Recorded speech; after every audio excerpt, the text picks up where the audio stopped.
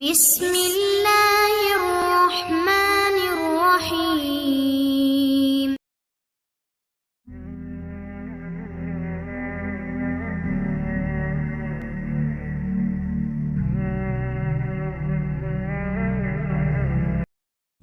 അസ്സലാത്തു വസ്സലാമു അലൈക യാ സയ്യിദി യാ റസൂലല്ലാഹ് സല്ലല്ലാഹു അലൈഹി വസല്ലം.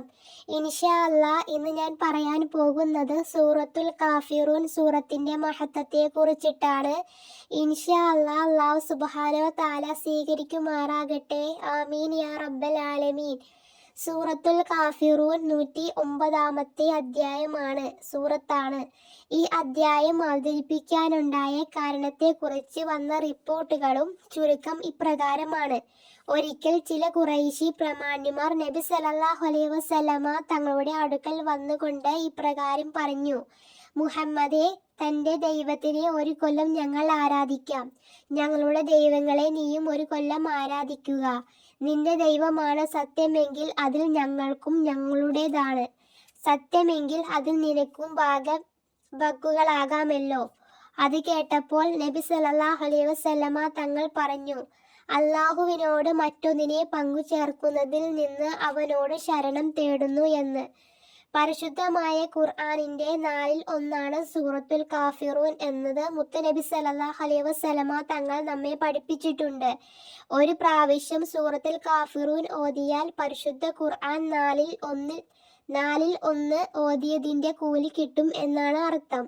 ഒരു ദിവസം 4 പ്രാവശ്യം സൂറത്തുൽ കാഫിറൂൻ ഓതിയാൽ, അതും 6 ആയത്ത് മാത്രമുള്ള ചെറിയൊരു സൂറത്താണല്ലോ സൂറത്തുൽ കാഫിറൂൻ എന്ന് പറയുന്ന സൂറത്ത്. അത് 4 പ്രാവശ്യം ഓതിയാലോ ഖത്തം ഓതിയതിന്റെ കൂലി കിട്ടുമെന്നല്ല, ഖുർആൻ മുഴുവൻ ഓതുന്നതിന്റെ കൂലി വേറെ തന്നെയാണ്. ഖുർആൻ ഓതി തീർക്കുന്നതിന്റെ പ്രതിഫലം പോലെ തന്നെയുള്ള പ്രതിഫലമാണ് നമുക്ക് 4 പ്രാവശ്യം സൂറത്തുൽ കാഫിറൂൻ ഓതിയാൽ കിട്ടുന്നത് എന്ന് നാം മനസ്സിലാക്കുക. സൂറത്തുൽ കാഫിറൂൻ ഓതിയാൽ പിശാചിന്റെ ശല്യം ഉണ്ടാവുകയില്ല. പിശാചുക്കൾ അവനിൽ നിന്നും ഓടി അകലും. അവൻ അരികിൽ പോലും പിശാചു വരികയില്ല. അല്ലാഹു സുബ്ഹാനഹു തആല അവനിക്ക് കാവൽ കൊടുക്കും, അവനെ സംരക്ഷിക്കുമെന്നാണ്. നാം ഓരോ സൂറത്തിനെ കുറിച്ച് പറയുമ്പോഴും ആ സൂറത്ത് എത്രത്തോളം മഹത്വമുള്ള ഒന്നാണ് നാം മനസ്സിലാക്കാൻ നോക്കുക. ഇൻഷാ അല്ലാഹ് നമുക്ക് സൂറത്തുകളൊക്കെ പാരായണം ചെയ്യാൻ അല്ലാഹു സുബ്ഹാനഹു തആല തൗഫീഖ് നൽകുമാറാകട്ടെ. ആമീൻ യാ റബ്ബൽ ആലമീൻ. ഈ സൂറത്ത് പതിവാക്കിയാൽ, അഥവാ സൂറത്തുൽ കാഫിറൂൻ സൂറത്ത് പതിവാക്കിയവൻ മുശ്രിക്കാവുകയില്ല, ഷിർക്കിൽ അകപ്പെട്ടു പോവുകയില്ല.